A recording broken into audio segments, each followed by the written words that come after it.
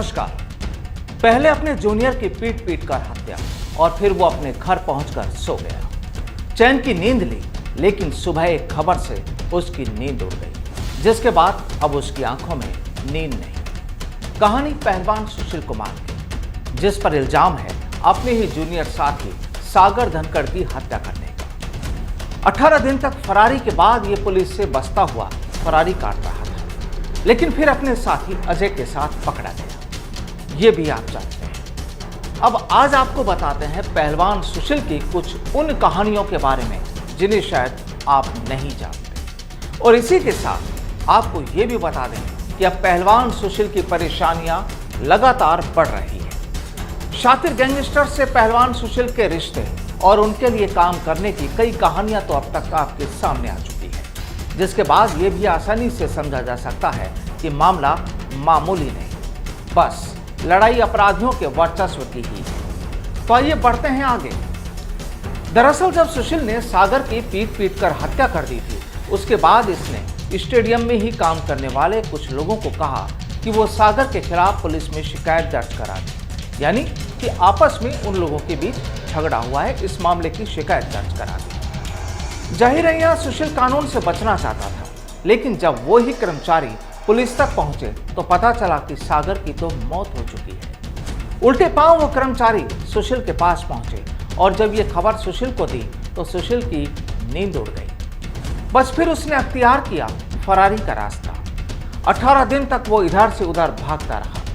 अब सबसे खास बात यहाँ ये रही कि जिस वक्त सुशील घर से फरार हुआ था तो वो अपने साथ सीसीटीवी का डीवीआर बॉक्स भी ले गया और उनमें जो भी फुटेज थी उन्हें डिलीट कर दिया गया। जाहिर है मकसद यही कि पुलिस को ये पता ना चल सके कि उसके घर में किस किस का आना जाना रहता था। और फरारी के इस पूरे सफर में उसके साथ रहा साथी अजय बक्करवाला। चलिए अब आपको बताते हैं कि आखिर कैसा था सुशील की फरारी का सफर। दरअसल छत्रसाल स्टेडियम में हुई इस घटना के बाद सुशील, अजय और रोहित को लेकर इनोवा गाड़ी से फरार हुआ। बाद में अजय व सुशील ने रोहित को रोहिणी छोड़ा और वे खुद हरिद्वार के लिए रवाना हो गए। बताया जाता है कि वहां वे एक बाबा के आश्रम में रुके और यहीं इन लोगों ने रात गुजारी। हालांकि पुलिस इसकी भी तफ्तीश कर रही है। अब चर्चाएं ये भी कि पुलिस की गिरफ्त में आने के बाद सुशील पुलिस को पूछताछ में मदद नहीं कर रहा, यानी पुलिस जो सवाल करती है उनके सीधे सीधे सुशील जवाब नहीं देता।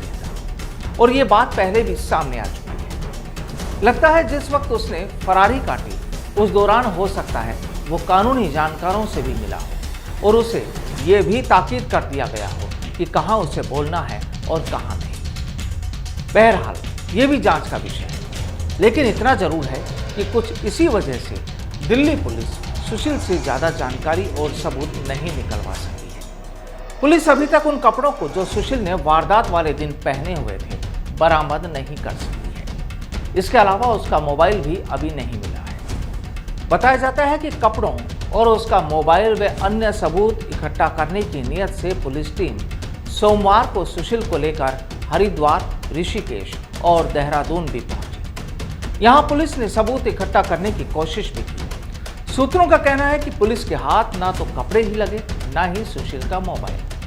आखिर नतीजा वही ढाक के 3 बार। पुलिस पहले हरिद्वार पहुंची। यहां सुशील को लेकर हर की पौड़ी और दूसरी कई जगहों पर ले जाया गया। दरअसल सुशील ने बताया था कि उसने अपना मोबाइल हर की पौड़ी के पास फेंक दिया था। कपड़ों के बारे में कभी वह हरिद्वार में होने तो कभी उनको जलाने की बात करता रहा। अब छानबीन के बाद सुशील के कपड़े भी पुलिस को नहीं मिले। सुशील को हरिद्वार में किन किन लोगों ने मदद की, पुलिस उससे भी पूछताछ का पता करने की कोशिश कर रही है, पूछताछ लगातार कर रही है। जांच के बाद टीम सुशील को लेकर ऋषिकेश पहुंची। वहां भी पुलिस ने कुछ लोगों से सुशील की मौजूदगी में बातचीत की। इसके बाद कुछ देर के लिए टीम देहरादून भी गई, लेकिन इस सब के बाद भी पुलिस के हाथ खाली रहे। सूत्र बताते हैं कि फरारी के दौरान सुशील ने मामले से जुड़े सबूतों को शायद नष्ट कर दिया और यही वजह है कि पुलिस की टीम उसका मोबाइल और कपड़े भी बरामद नहीं कर पा रही है। सुशील ने शायद कपड़ों को जला दिया और मोबाइल को गंगा में फेंक दिया। ऐसी परिस्थिति में, ऐसे हालात में सुशील के खिलाफ आईपीसी की धारा 201 यानी सबूत मिटाने के तहत भी कार्रवाई हो सकती है।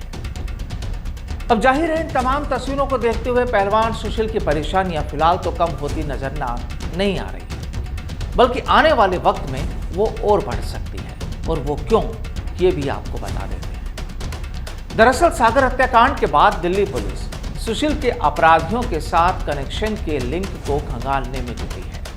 इस सिलसिले में स्पेशल सेल ने अलग अलग राज्य की जेलों में बंद खतरनाक गैंगस्टर लॉरेंस बिश्नोई, संपत नेहरा और जग्गू भगवान पुरिया और राजू बसोदी से रिमांड पर लेकर उनसे गहन पूछताछ की है। और ये इसलिए ताकि उनसे सुशील के संबंधों का, सुशील के रिश्तों का पता लग सके। गैंगस्टर काला जठेड़ी पर मकोका लगा हुआ है, जिस पर 7 लाख का इनाम है। उसके अभी दुबई में होने की आशंका है।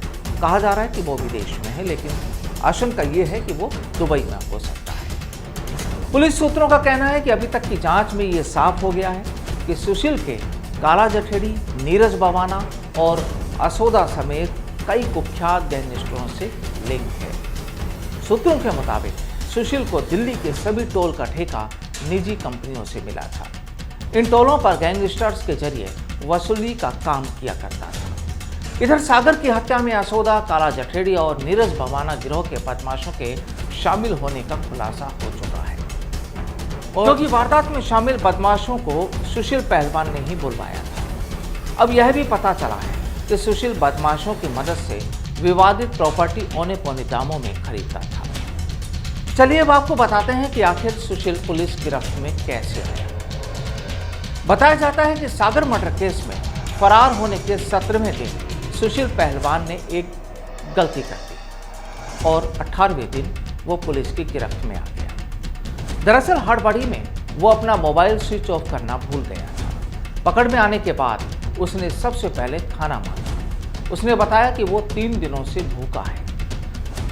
खबर यह भी है कि सुशील एक रात शमशान में भी रुका, लेकिन सुबह वहां कोविड शव को जलाने आए लोगों ने उसे पहचान लिया और उसे फिर वहां से भागना पड़ा। 4 मई की रात से ही वह फरार था।